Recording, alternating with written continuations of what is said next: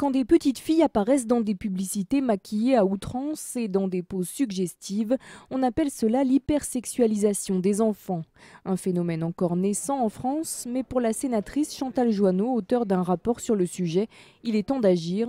Les responsables, selon elle, sont d'abord à chercher dans l'industrie de la mode.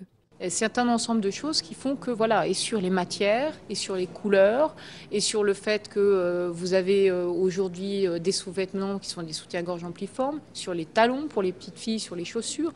Il y a des tas de sujets sur lesquels, effectivement, on doit aujourd'hui intervenir. Pour contrer le phénomène, plusieurs propositions: créer une charte de l'enfant destinée aux acteurs économiques et aux juges, refuser que des enfants de moins de 16 ans puissent être l'égérie des grandes marques, ou encore interdire les concours de beauté en dessous de 18 ans, et en particulier les mini-miss. Une manière de défendre l'intérêt de l'enfant et son développement. Un enfant qui est considéré comme un objet sexuel développe des pathologies qui peuvent être extrêmement graves au niveau de la construction de son image, de sa construction identitaire, avec des phénomènes d'anorexie, avec des phénomènes de troubles psychologiques importants. Autre proposition plus radicale, le retour de l'uniforme pour tous à l'école primaire, l'occasion de rétablir l'égalité des sexes dès le plus jeune âge.